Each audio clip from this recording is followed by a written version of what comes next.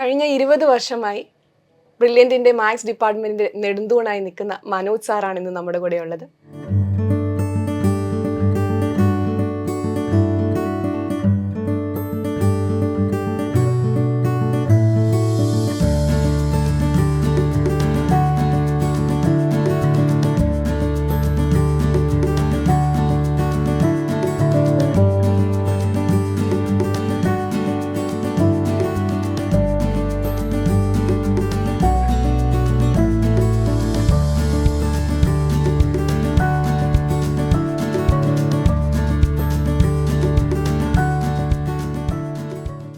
മനോജ് സാറിൻ്റെ ക്ലാസ് എന്ന് പറയുമ്പോൾ വളരെ അടിപൊളി ക്ലാസ്സാണ്. ഭയങ്കര ഫ്രണ്ട്ലി ആയിട്ടുള്ള സാറാണ്. മാത്സ് എന്ന് പറയുമ്പോൾ എല്ലാവർക്കും ഭയങ്കര പേടിയുള്ള സബ്ജക്റ്റാണ്. പക്ഷേ സാറ് പഠിപ്പിക്കുമ്പോൾ എന്ന് പറയുമ്പോൾ നമുക്ക് അത് ആ വിഷയമാണെന്നേ തോന്നില്ല. ക്വസ്റ്റ്യൻസ് ഒക്കെ നല്ല ഏറ്റവും ഈസി ആയിട്ടുള്ള മെത്തേഡ് ഏതാണോ അതാണ് സാറ് പറഞ്ഞു തരുന്നത്.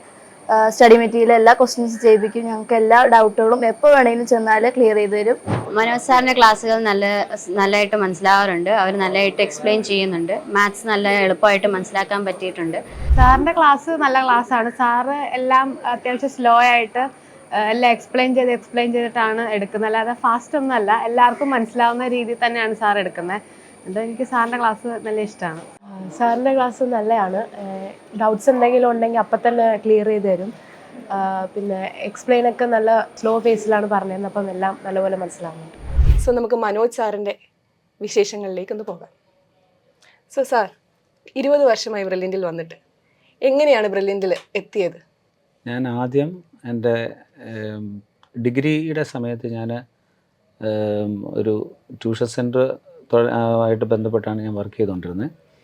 അതിനുശേഷം ഞാൻ പോസ്റ്റ് ഗ്രാജുവേഷൻ കഴിഞ്ഞു. അത് കഴിഞ്ഞ് ബി.എഡൊക്കെ കഴിഞ്ഞതിന് ശേഷം ഞാൻ IHRDയിലാണ്, പുതുപ്പള്ളി IHRDയിലായിരുന്നു ഞാൻ വർക്ക് ചെയ്തിരുന്നത്. അപ്പോൾ ആ സമയത്ത് അവിടുത്തെ ഒരു സുരേഷ് സാർ, ഫിസിക്സിൻ്റെ സാറായിരുന്നു. സാറിന്ന് ഇപ്പോൾ കുട്ടിക്കാനം കോളേജിൻ്റെ പ്രിൻസിപ്പളാണ്. അപ്പോൾ ആ സാറ് വഴിയാണ് ഞാനിവിടുമായിട്ട് ബന്ധപ്പെടുന്നത്. സാറാണ് ജോർജ് സാറിനോട് പേഴ്സണലായിട്ട് പറയുന്നത് എന്നെക്കുറിച്ച്. അപ്പോൾ അതിന് മുമ്പായിട്ട് എനിക്ക് ഞാൻ ടൈമിൽ വർക്ക് ചെയ്തിരുന്നു. ഒരു 3 വർഷക്കാലം ഞാൻ ടൈമിൽ വർക്ക് ചെയ്തിരുന്നു. അതിൻ്റെ ഒരു എക്സ്പീരിയൻസ് ഉണ്ടായിരുന്നു. അപ്പോൾ അത് കഴിഞ്ഞാണ് ഞാൻ ഇങ്ങോട്ട് വരുന്നത്. അപ്പോൾ ഇവിടെ വന്നു കഴിഞ്ഞപ്പോഴത്തേക്കും ഇവരെ ഡയറക്ടേഴ്സിനെ 4 പേരെയും കാണാനിടയായി. അവരുമായിട്ട് സംസാരിച്ചു. അതിന് ശേഷം എനിക്ക് ക്ലാസ് ഇട്ടു. ഇവിടെ ടെസ്റ്റ് ക്ലാസ് ഇട്ടു. അത് സന്തോഷ് സാറാണ് അന്ന് ഇട്ടിരുന്നത്. അപ്പോൾ ആ ക്ലാസ് കഴിഞ്ഞ് ഓക്കെ പറഞ്ഞു. അത് കഴിഞ്ഞ് പിന്നെ അങ്ങനെ ഇതിന് പാർട്ടായിട്ട് ഇങ്ങനെ ഇതുവരെ അങ്ങനെ കണ്ടിന്യൂ ചെയ്തു. എങ്ങനെയുണ്ടായിരുന്നു 20 വർഷത്തെ ജേർണി ബ്രില്യൻറ്റിൽ? വളരെ സന്തോഷപ്രദമായിട്ടുള്ളൊരു ജീവിതമായിരുന്നു. ശരിക്കും അന്ന് ഉള്ള ആ ഒരു സന്തോഷം ഇന്നും അത് ഒരു മങ്ങലും ഇല്ലാതെ കാത്തു സൂക്ഷിക്കാൻ പറ്റുന്നുണ്ട്. പ്രത്യേകിച്ച് അത് നമ്മുടെ ഒരു മേന്മ കൊണ്ടല്ല, പക്ഷേ അത് നമുക്ക് ഇവിടുന്ന് കിട്ടുന്ന ഒരു ബാക്കപ്പ്, അത് ബ്രില്യൻറ്റ് തരുന്ന ഒരു സപ്പോർട്ട്, അവരുടെ സ്നേഹം, അവരുടെ ഒരു കരുതൽ, ഇതൊരു വളരെ നമ്മുടെ വ്യക്തിപരമായ ജീവിതത്തിൽ വളരെയേറെ ഇൻഫ്ലുവൻസ് ചെയ്തിട്ടുണ്ട്. അപ്പോൾ ആ ഒരു കോൺഫിഡൻസ് ആണ് മുമ്പോട്ട് ഓരോ വർഷവും വളരെ സന്തോഷത്തോടെ മുന്നേറാനുള്ള ഒരു കരുത്ത് തരുന്നത്. അതെ അതെ, ഇപ്പം ഇത്രയും സീനിയർ ആയിട്ടുള്ള പ്രൊഫസേഴ്സൊക്കെയാണ് നമ്മുടെയും ഒരു മോട്ടിവേഷൻ എന്ന് പറയുന്നത്. അപ്പോൾ എങ്ങനെയാണ് സാറ് ബ്രില്യൻറ്റിലെ ലൈഫും അതുപോലെ തന്നെ സാറിൻ്റെ ഫാമിലി ലൈഫും ഒരുപോലെ കൊണ്ടുപോകുന്നത്? എൻ്റെ വീട് ഇവിടെ നിന്നൊരു 14 കിലോമീറ്റർ അകലേ ഉള്ളൂ. ഏറ്റുമാനൂർ അടുത്താണ് എൻ്റെ വീട്. കൃത്യമായിട്ട് പറഞ്ഞാൽ കാണക്കാരി എന്ന് പറയുന്ന സ്ഥലത്താണ്. അപ്പോൾ എനിക്ക് പെട്ടെന്ന് പോയി വരാനും ഒക്കെ വളരെ സൗകര്യമുണ്ട്. അപ്പോൾ ഞാനിങ്ങനെ പലപ്പോഴും ചിന്തിക്കാറുണ്ട്, ഇവിടെ പഠിപ്പിക്കുന്ന കൂടുതൽ സ്റ്റാഫുകളും ഒത്തിരി ദൂരെ നിന്ന് ഇവിടെ വന്ന് താമസിച്ച് പഠിപ്പിക്കുന്ന ഒരു സാഹചര്യമാണല്ലോ ഉള്ളത്. പക്ഷേ നമുക്ക് അങ്ങനെയൊക്കെയുള്ള ഒരു ഒത്തിരി വലിയൊരു ദൈവാനുഗ്രഹം ഉണ്ടായി. നമ്മുടെ വളരെ ചുരുങ്ങിയ ചുറ്റുപാടിൽ തന്നെ നമുക്കിതുപോലുള്ളൊരു ജോലിയിൽ പ്രവേശിക്കാൻ സാധിച്ചു. അതൊരു വലിയൊരു ദൈവാനുഗ്രഹമായിട്ട് കാണുന്നു. സാറിന് ബ്രില്യൻറ്റിൻ്റെ ഒരു പ്ലസ് പോയിൻ്റ് ആയിട്ട് തോന്നിയിരിക്കുന്നത് എന്താണ്? ബ്രില്യൻ്റ് എന്ന് പറയുന്ന ഒരു കുടുംബമായിട്ടാണ് നമുക്ക് ഫീൽ ചെയ്യുന്നത്. ശരിക്കും അവിടുത്തെ ഡയറക്ടേഴ്സ് 4 പേര്, ജോർജ് സാറും സ്റ്റീഫൻ സാറും സന്തോഷ് സാറും സെബാസ്റ്റ്യൻ സാറും, ഇവർ 4 പേരും അവർ ശരിക്കും ഇവിടെ ഓരോ സ്റ്റാഫിനോടും കാണിക്കുന്ന അവരുടെ ഒരു മനോഭാവം, ആ മാനുഷിക മൂല്യങ്ങളെ ഉയർത്തിപ്പിടിക്കുന്ന ഒരു രീതി, അത് എല്ലാവരും ആകർഷിക്കുന്നതാണ്. അത് നമുക്ക് നമ്മുടെ ഏത് സാഹചര്യങ്ങളിലും അവരെ നമുക്ക് പ്രതീക്ഷിക്കാം. കാരണം എന്താണെന്ന് വെച്ച് കഴിഞ്ഞാൽ അത്രമാത്രം സിമ്പിൾ വേയിലാണ് ഓരോ കാര്യങ്ങളെ കാണുന്നതും അപ്രോച്ച് ചെയ്യുന്നതും. നമ്മളിവിടെ പഠിപ്പിക്കുന്നതുകൊണ്ട് നമുക്കൊരു സാമ്പത്തികമായിട്ടുള്ളൊരു നേട്ടം എന്ന് മാത്രമല്ല, ഒരു ഫാമിലിയുടെ ഫീലിംഗ് ഇവിടെ കിട്ടുന്നുണ്ട്. നമുക്കൊരു പ്രതിസന്ധി വന്നാൽ, നമുക്കൊരു പ്രയാസം വന്നാൽ നമുക്ക് ഓപ്പണായിട്ട് അപ്രോച്ച് ചെയ്യാവുന്ന വ്യക്തികളെ അവർ 4 പേരും. അപ്പോൾ അതൊരു ഭയങ്കര ഒരു ഭാഗ്യമാണ്. നമ്മളെ സംബന്ധിച്ചിടത്തോളം എനിക്കങ്ങനെ ഇൻസിഡൻസ് ഉണ്ടായിട്ടുണ്ട് ഇവിടെ. കാരണം ഞാനൊരു ഏറ്റവും പ്രധാനപ്പെട്ട ഞാൻ അവിടുന്ന് ഏറ്റുമാനൂരിൽ ഇങ്ങോട്ട് വരുന്ന വഴിക്ക് ഒരിക്കൽ ഈ കുമ്മണ്ണൂർ ഭാഗത്ത് വെച്ച് എൻ്റെ വണ്ടി ഒരു ആക്സിഡൻറ്റിൽ പെട്ടു. അന്നേരം രാവിലെ ഇങ്ങോട്ട് വരുന്ന വഴിക്കാണ്. ഇപ്പോൾ ഇവിടുന്ന് കുറച്ച് സാർമാർ നമ്മുടെ ചങ്ങനാശ്ശേരി സെൻറ്ററിലേക്ക് ഇവിടുന്ന് പൊയ്ക്കൊണ്ടിരിക്കുക. അപ്പോൾ ഈ വണ്ടി തട്ടി കിടക്കുന്ന കണ്ട് വഴി കുറച്ച് വണ്ടിയൊക്കെ ബ്ലോക്ക് ആയപ്പോഴത്തേക്കും ഇവരിങ്ങനെ നോക്കിയപ്പോഴത്തേക്ക് എന്നെ കണ്ടു. അന്നേരം അവർ വണ്ടി അവിടെ നിർത്തിയിട്ട് അവരിറങ്ങി വന്നു. അപ്പോൾ അതിനകത്ത് ജെയ്സൺ സാറൊക്കെ ഉണ്ട്, ഫിസിക്സിലെ ജെയ്സൺ സാറൊക്കെ ഉണ്ട്. അപ്പോൾ സാർ അന്നേരം പെട്ടെന്ന് വന്നേ, സാറേ എന്താ പറ്റിയെന്നൊക്കെ ചോദിച്ചിട്ട് പെട്ടെന്ന് സാർ ഫോൺ ചെയ്തു. നിമിഷങ്ങൾക്കകം സന്തോഷ് സാർ അവിടെ എത്തി, കുറച്ച് പേരും ഒരു വണ്ടിയിലവിടെ പെട്ടെന്ന് എത്തി.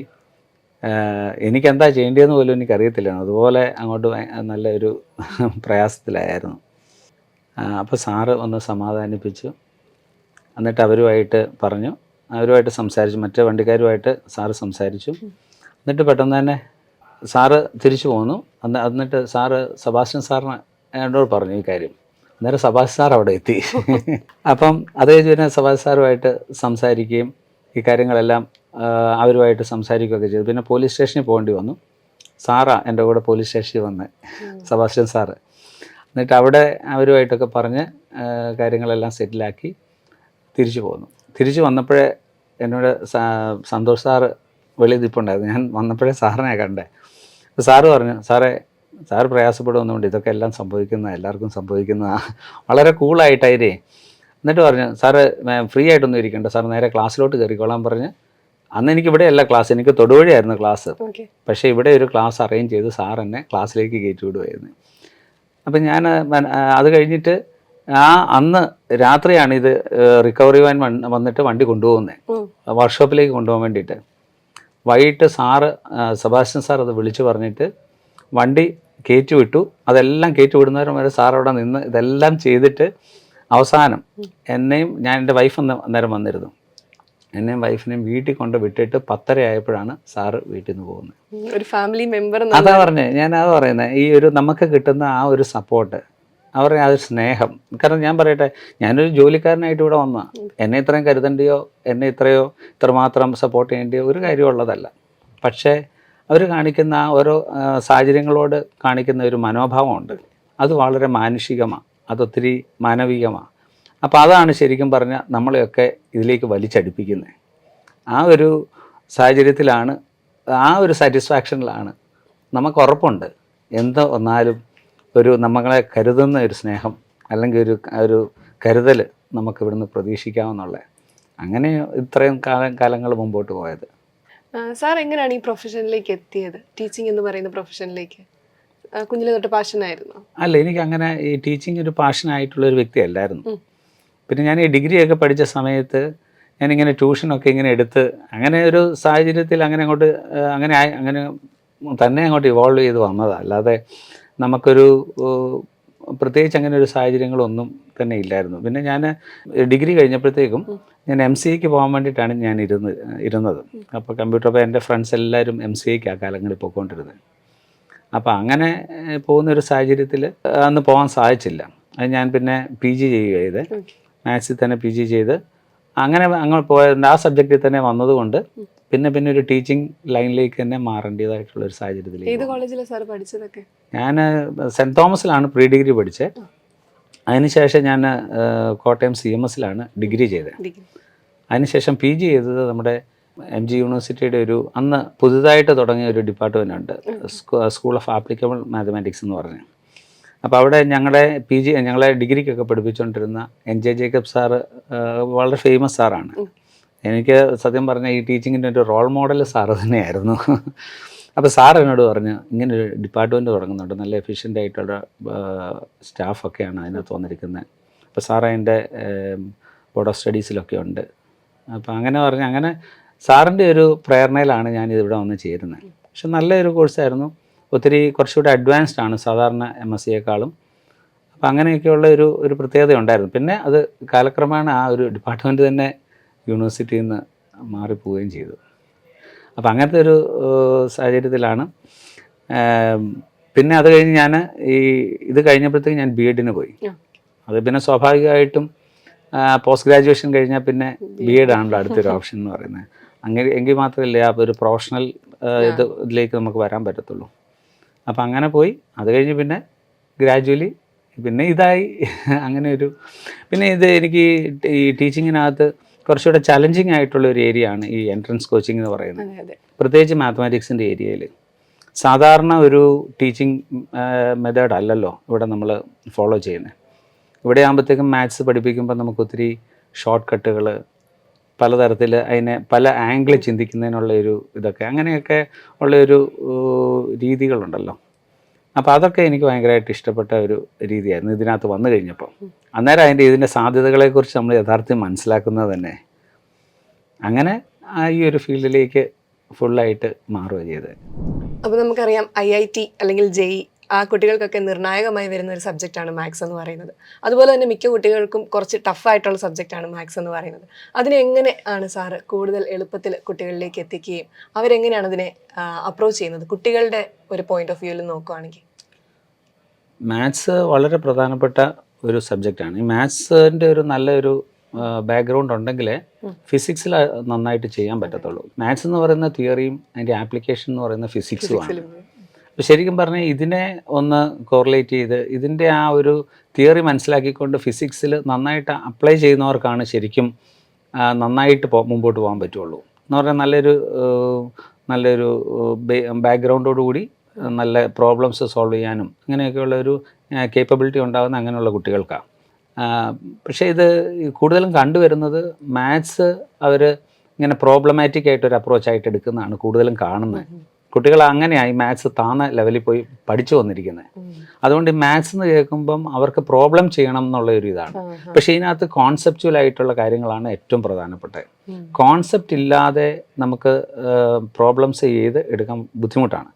കോൺസെപ്റ്റ് നല്ല കണ്ടൻറ്റ് വേണം. ഇപ്പം നമ്മളൊരു ടോപ്പിക്കിനെ കുറിച്ച് പഠിച്ചു കഴിഞ്ഞാൽ അതിനകത്ത് നല്ലൊരു ഡെപ്തിലുള്ള ഒരു അറിവ് അതിനെക്കുറിച്ച് വേണം.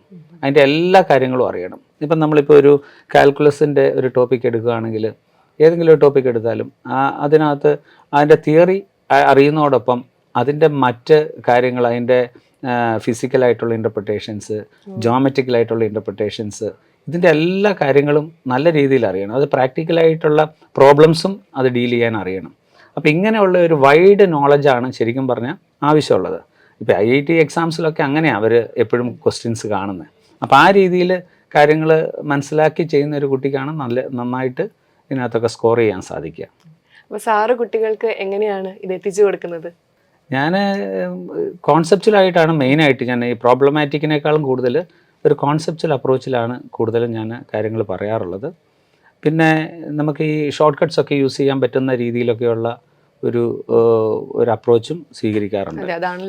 അതാണ് അവർക്ക് വേണ്ടത്. ഇത് ഒത്തിരി ലെങ്തി മെത്തേഡിലുള്ള കാൽക്കുലേഷൻ നമുക്ക് എൻട്രൻസിന് ആവശ്യമില്ല. ശരിക്കും ഒരു കാര്യം കേട്ട് കഴിഞ്ഞാൽ അതിനെ ഏറ്റവും ഷോർട്ടാക്കി പെട്ടെന്ന് എങ്ങനെ നമുക്ക് അതിൻ്റെ ഒരു റിസൾട്ട് എത്താം എന്നുള്ള ഒരു അറിവാണ് കുട്ടികൾക്ക് ഏറ്റവും ആവശ്യം. അപ്പോൾ അത് കിട്ടാൻ വേണ്ടിയിട്ടുള്ള ഒരു മെത്തേഡ് എടുക്കുക. അപ്പോൾ അതാണ് ഈ മാത്സിൽ ഏറ്റവും അത്യാവശ്യമുള്ളത്. അപ്പോൾ ആ രീതിക്ക് നമ്മളെ ക്ലാസ്സുകൾ നമ്മൾ അതിനെക്കുറിച്ച് ചിന്തിച്ച് കാര്യങ്ങൾ മനസ്സിലാക്കി അങ്ങനെ അവതരിപ്പിക്കുകയാണ് സാധാരണ ചെയ്യാറുള്ളത്. സാർ ഇപ്പോൾ കഴിഞ്ഞ 20 വർഷമായിട്ട് ബ്രില്യൻറ്റിലുണ്ട്. അപ്പം ഇവിടുത്തെ ഡയറക്ടേഴ്സുമായിട്ടുള്ള സാറിൻ്റെ ഒരു ആത്മബന്ധം അതെങ്ങനെയാണ്? ഡയറക്ടേഴ്സ് 4 പേരുമായിട്ട് എനിക്ക് വളരെ അടുത്ത ബന്ധമുണ്ട്. അവരുമായിട്ട് ഇൻട്രാക്ട് ചെയ്യാനൊക്കെ പലപ്പോഴും സാധിക്കാറുണ്ട്. പിന്നെ ഏറ്റവും കൂടുതൽ നമ്മുടെ ഓരോ വിഷയങ്ങൾ വരുമ്പോഴാണ് കൂടുതലും നമ്മളവരുമായിട്ട് ഇൻട്രാക്ട് ചെയ്യാറുള്ളത്. ഞാൻ എൻ്റെ ഫാദർ ഇൻ ലോയ്ക്ക് ഈ കഴിഞ്ഞ കോവിഡിൻ്റെ സമയത്ത് ഒരു സ്ട്രോക്ക് ഉണ്ടായി. അപ്പോൾ ഉണ്ടായ സമയത്ത് പെട്ടെന്ന് മറ്റേ ഹെമറേജാണ് ഉണ്ടായത്. അപ്പോൾ അന്നേരം പെട്ടെന്നൊരു ഇമ്മീഡിയറ്റ് ഓപ്പറേഷൻ അവർ പറഞ്ഞു. പെട്ടെന്ന് തന്നെ കാരിത്താസിൽ നമുക്ക് എത്തിക്കാൻ പറ്റി. അപ്പോൾ അന്നേരം തന്നെ ഓപ്പറേഷൻ നടത്തണമെന്ന് പറഞ്ഞു.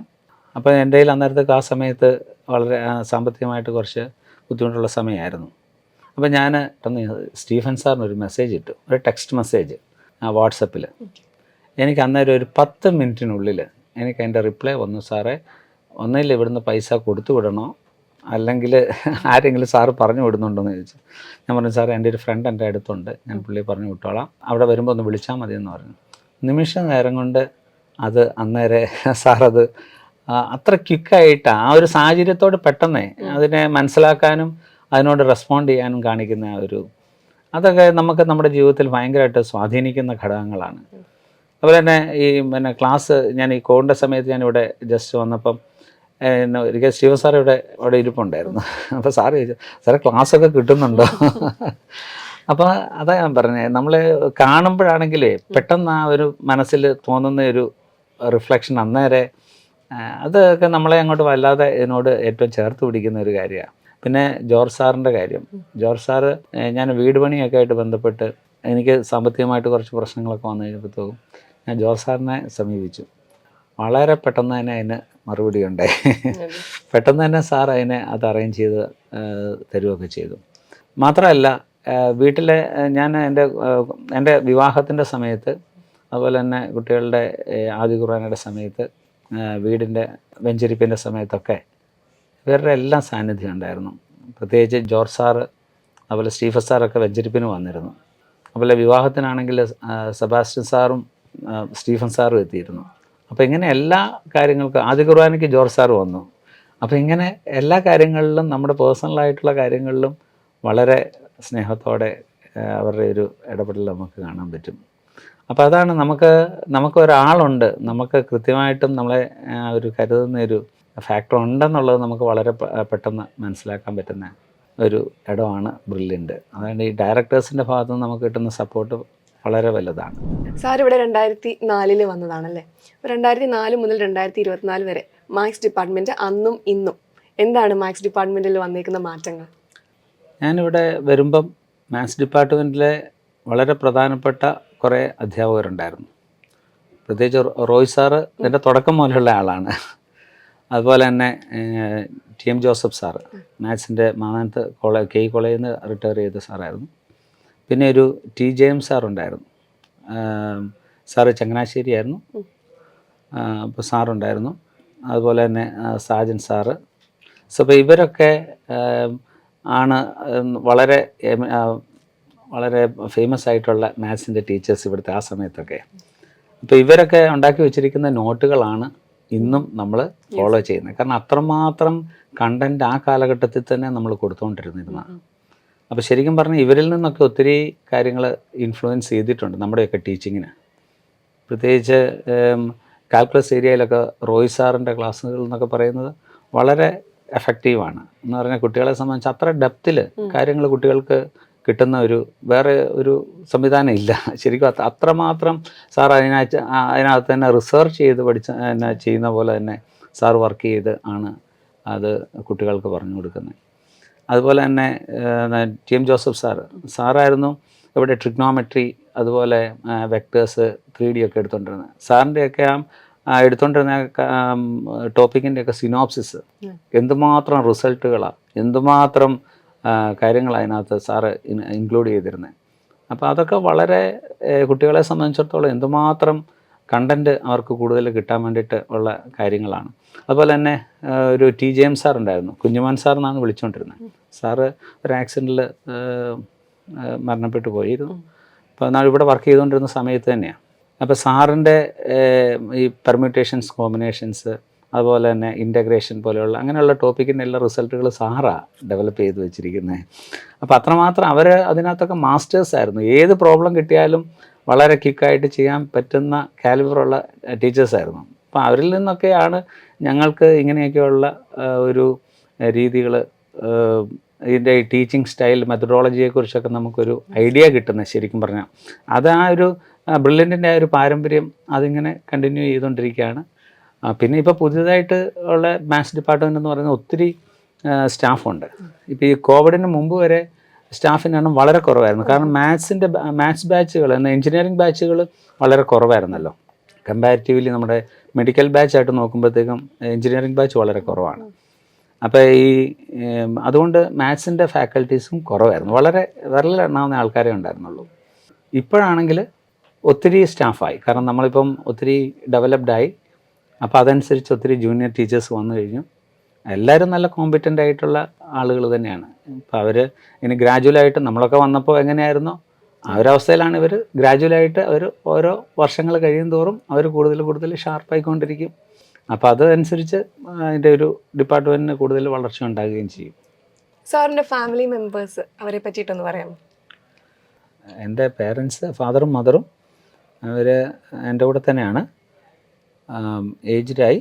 ഫാദറിന് വാർദ്ധക്യ സഹജമായിട്ടുള്ള ചില അസുഖങ്ങളൊക്കെ ഉണ്ട്. പിന്നെ എൻ്റെ വൈഫിൻ്റെ പേര് മിന്നു എന്നാണ്. ഇപ്പോൾ ചേർത്തല ഗവൺമെൻറ് ഗേൾസ് ഹൈസ്കൂളിലെ ടീച്ചറാണ്. ഇംഗ്ലീഷാണ് സബ്ജക്റ്റ്. പിന്നെ എൻ്റെ മക്കൾ 2 പേര്. മൂത്ത മോനാണ്, അവൻ്റെ പേര് ഏബൽ ജോൺസ് മാത്യു. അവൻ SFS സ്കൂളിൽ ഏറ്റുമാനൂർ പഠിക്കുന്നുണ്ട്, +2-ന്.